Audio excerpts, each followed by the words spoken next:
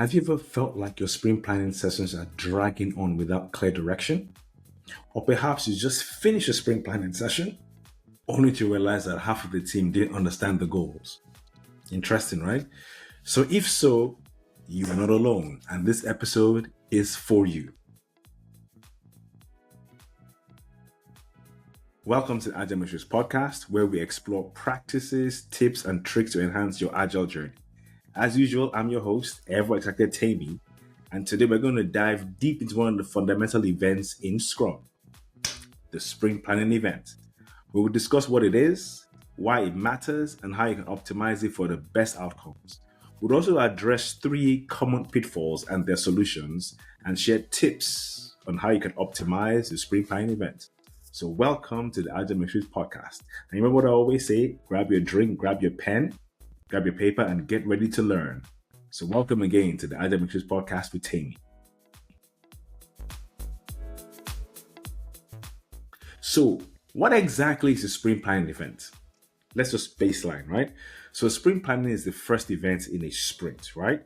And here the entire Scrum team collaborates to define the work to be done in the upcoming sprint, right? It's when the team selects product backlog items to be worked on and then plan how to complete these product backlog items. And then, of course, ultimately, they set their sprint goal.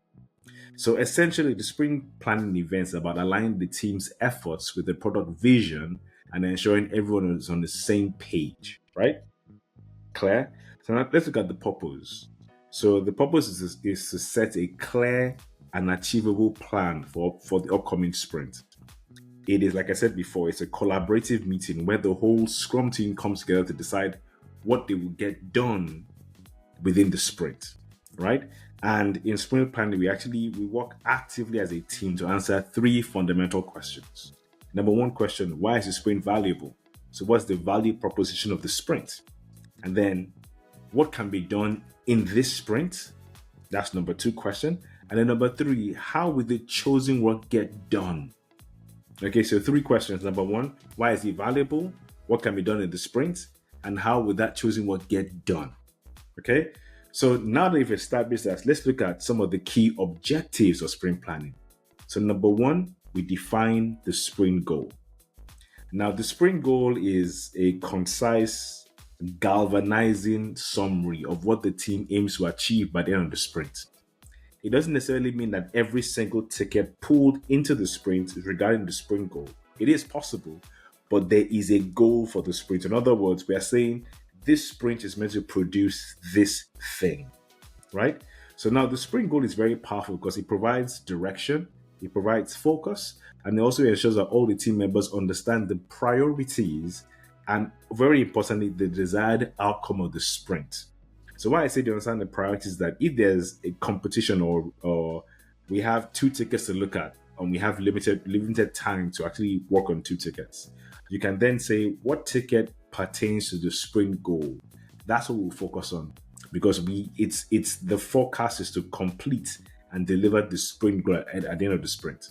So that is the major focus of the sprint. So that's number 1 objective. Number 2, we select product backlog items. So like I said earlier, during the sprint planning event, the team selects the items from the product backlog that they will work on in the upcoming sprint. Now, these items should align or should produce or help make it either to come up with a sprint goal. And they must be prioritized based on their value and importance, right? So that's number 2. And number 3, we create a plan for delivering the increment. So you remember we said about the sprint planning, we pull out tickets together, we discuss a plan to achieve the sprint goal.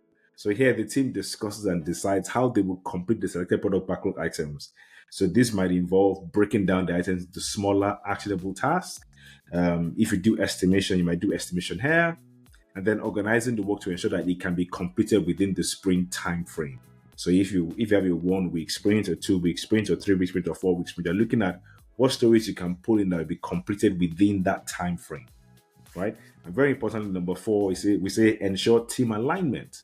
So the sprint planning event fosters collaboration and alignment among team members. Remember what I said about the sprint goal? The sprint goal is a galvanizing artifact. It brings the team together to work on one thing. It's pretty much like you look at a football team. What do you want to do? You want to score. Now that might mean the attacker kicks the ball into the post. But for the midfielder, it means to spread the ball. For the defender, it means not allowing the ball pass me. And then for the goalkeeper, it means if any ball passes me, it mustn't. If any ball passes the midfielder or the defender, it mustn't get past me into the net. So for that reason, everybody works together in their own area to ensure that the goal comes together. That's what you call team alignment.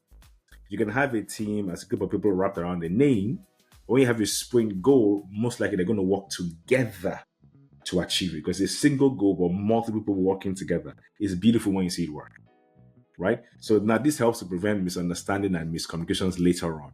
And one thing that it also helps to do is provide focus as to what is top priority, right? Then also we look at capacity and resource planning. So the team assesses their capacity for the sprint, and they also take into account time off, commitments, and then importantly, what we call yesterday's weather. They look at past performance, right? It's like we're looking at the weather, right? The best is to know whether you're going to have a sunny day or a wet day. Let's look at the day before. It's usually a good indication of what kind of weather you're going to have today. So you look at the team's performance in the past sprint and use that to then gauge as a good planning metric for the upcoming sprint, right? So this allows you to create realistic and achievable plans for the sprint. And then very important, in the midst of the conversations, the team also identify dependencies and risks, right? So in the process of refining the stories, putting the stories together to form a sprint goal and then plan for the sprint, the conversations should then lead to dependencies. We will tease out dependencies so we can know, can we achieve this goal? Can we actually deliver this ticket? And then the team will chime in and go, yes, we can, or there's a risk because we need that team to do this, that team to do that. So it's a very good opportunity for that.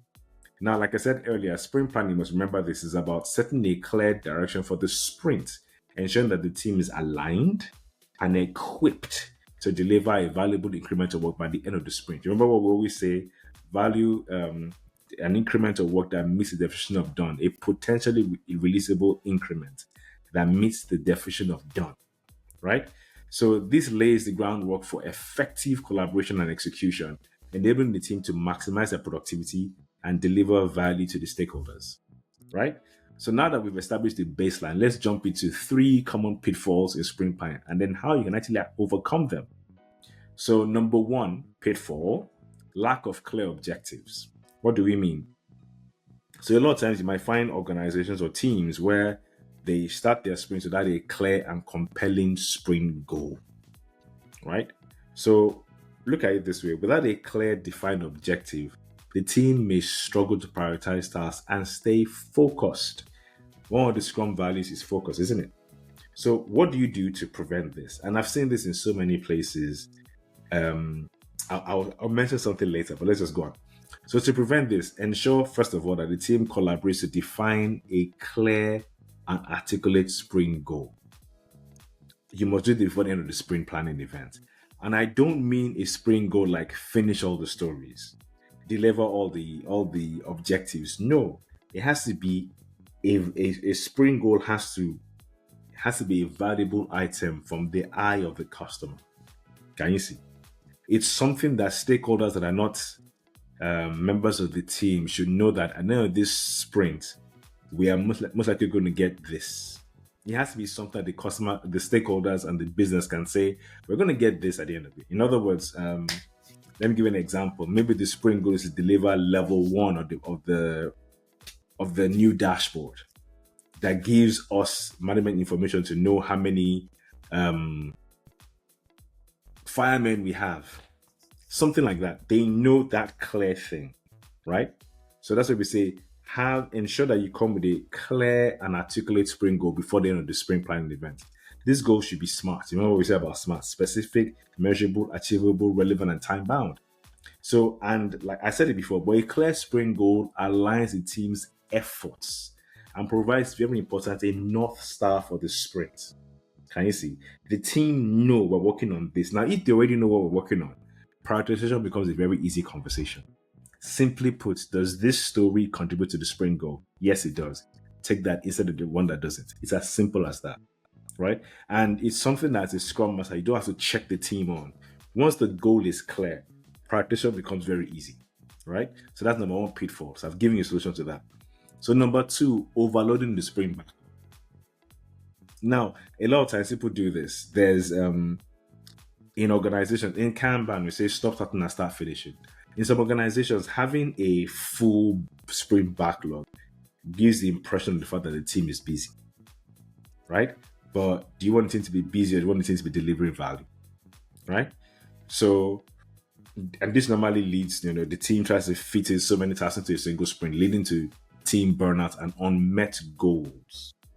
Now, when you have unmet goals, it means the team is unreliable. So let me give you an example. Let's say you go to McDonald's and you go through the drive-through. And this particular store, it takes 30 to 45 minutes to get your food out. Or maybe when you eventually go to where you tell you to park, the food doesn't come. If you have the chance or choice tomorrow, you will most likely not go to that McDonald's. So it's the same thing. So when you think of it, the team has unmet goals, the team is unreliable. So if you know that that's the result, why will you then put in so much? So that's what you're saying. So let's look at how do you solve that? So first of all, you use proper sprint planning practices. So first of all, encourage the team to estimate that capacity based on historical data, right? And then also you can work with the team. I mean, some people do it. I've heard this before. You then include buffer time as well. You're trying to bank time for unexpected challenges. So you can use planning poker to help the team discuss and agree on task complexity and time estimates. You can also, look at yesterday's weather, and then also focus on prioritizing the most valuable work. So first things first, you look at, what has the team be able to deliver? Use that as a gauge as to what to take in. You don't have to take in everything. The aim is to deliver value, it's not to start work. Okay, so take the Kanban idea, stop starting and start finishing. Okay, so pitfall number 3, insufficient team collaboration.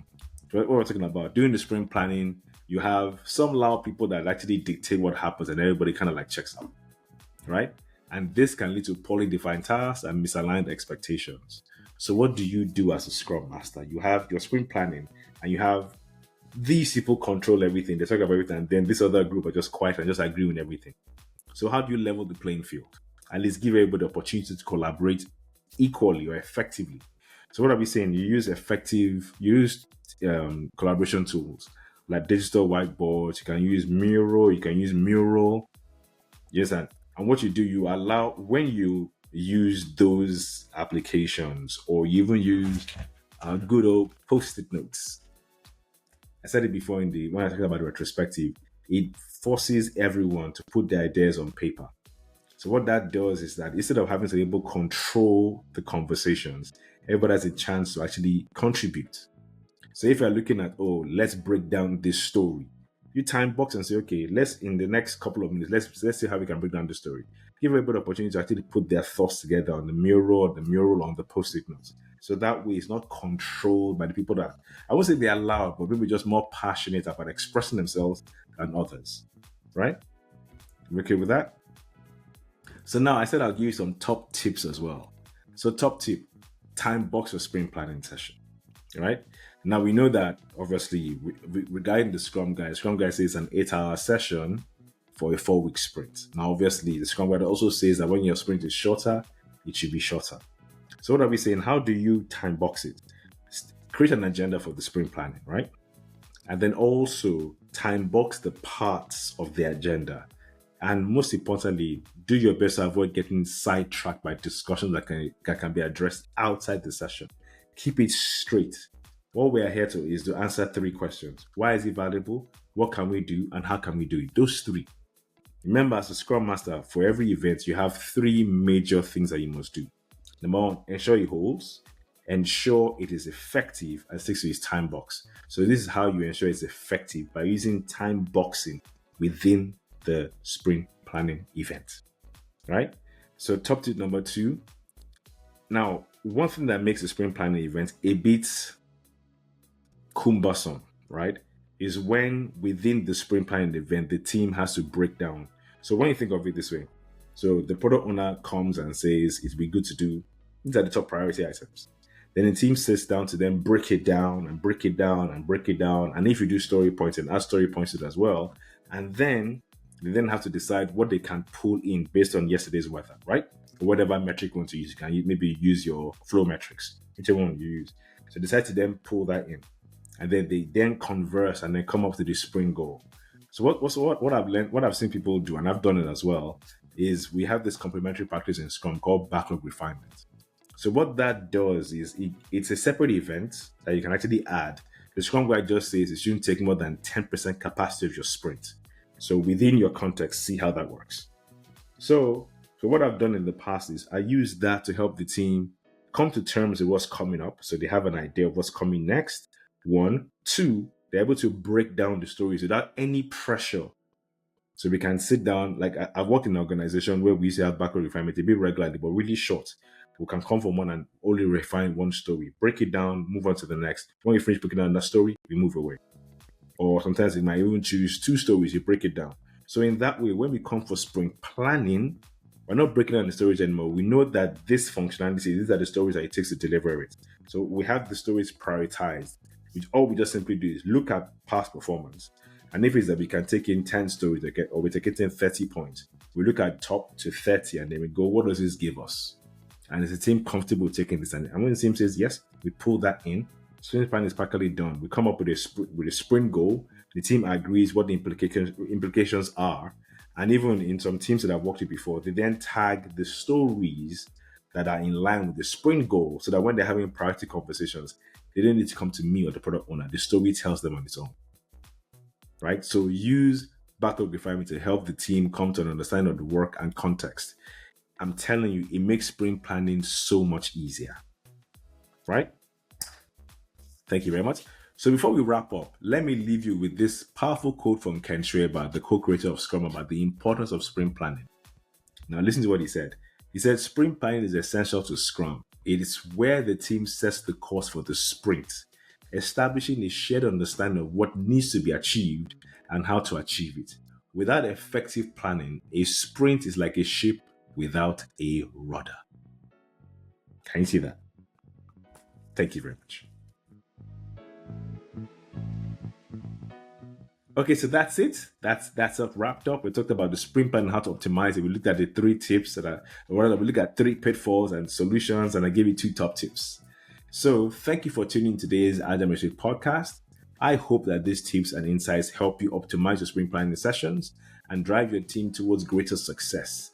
If you enjoyed this episode, please subscribe, leave us a review, and join the conversation on social media with the hashtag Agile Matrix Podcast. Until next time, stay agile, keep iterating, and keep doing great stuff. Thank you very much for joining our podcast today, and have a fantastic day. Cheers, everyone.